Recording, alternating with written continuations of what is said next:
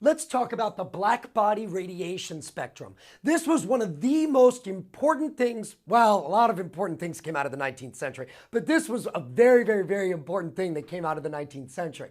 So here's the idea.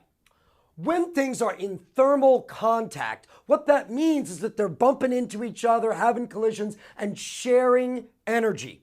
So if I've got a hot liquid and a cold liquid, and I pour them together, then the hot liquid is going to give some of its energy to the cold liquid. So the cold liquid will get hotter and the hot liquid will get colder until they're at the same temperature. And that's what thermal contact does. Now, when they get into the same temperature, that's thermal equilibrium.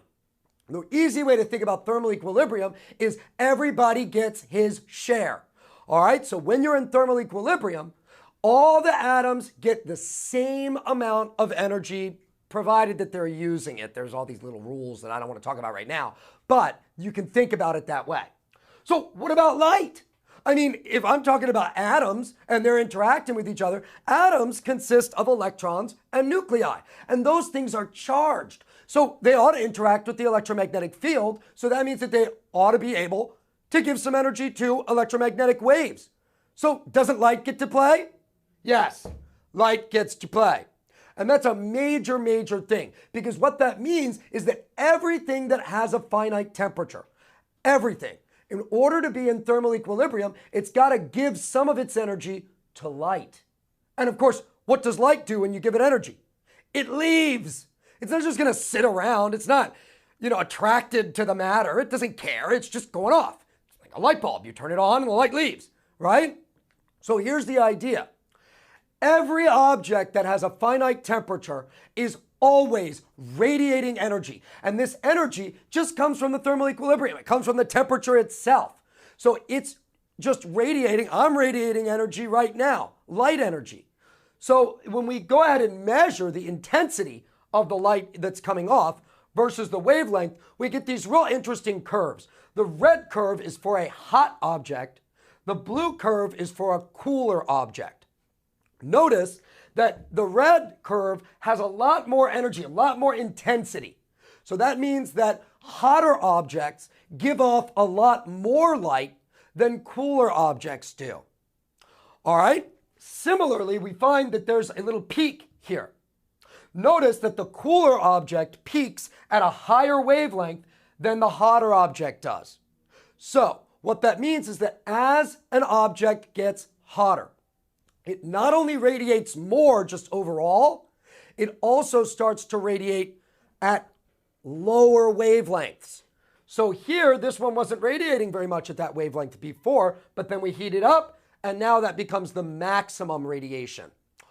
All right, so that's the way that blackbody radiation works. These curves are extremely important. They actually led Planck to propose photons. That's where photons come from. They come from this blackbody radiation spectrum.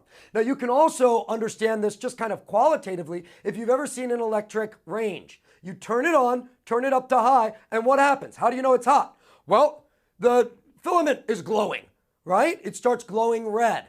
So that's an indication that it's hot. That means that the wavelength of peak emission has moved over far enough that you can actually see visible light.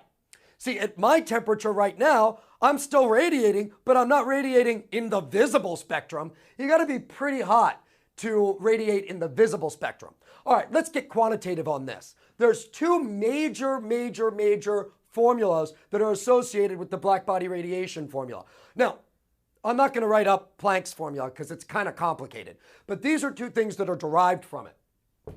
First one is the Stefan-Boltzmann law, and that tells you how much energy per unit time, or how much power is emitted by something that has temperature T. So it tells us that power is equal to sigma. Sigma is the Stefan-Boltzmann law constant.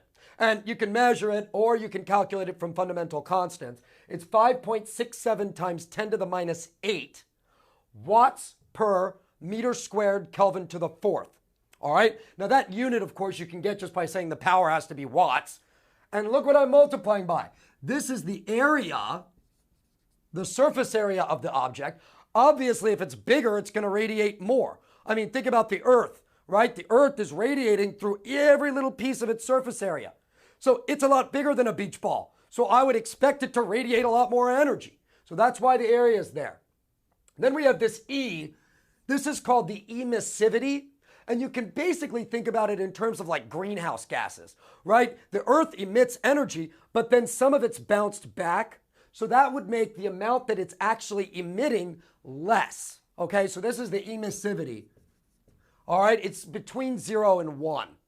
All right, and then we have the temperature. And what's weird about this is that the temperature is to the 4th power. Most of the time we just see things squared, at best cubed. But this is temperature to the 4th power. And it's also the Kelvin temperature. It is not degrees Celsius. It's not degrees Fahrenheit, certainly. It's Kelvin temperature. Now, as you remember from chemistry, Kelvin temperature is Celsius temperature plus 273. Now, what's interesting about that is that room temperature is about 300 Kelvin.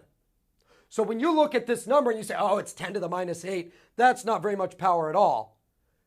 Think about the fact that you're then going to multiply it by 300 to the 4th power. All right? So that actually makes this power fairly large. Anyway, so that's the first equation. The second one is Wien's displacement law. Now, this tells us how we can calculate the wavelength associated with maximum intensity if we know the temperature. So he tells us that lambda max is equal to 2.898 millimeter Kelvin, and that's just a constant. You could measure it in experiment, divided by the temperature. Again, that temperature has to be in Kelvin.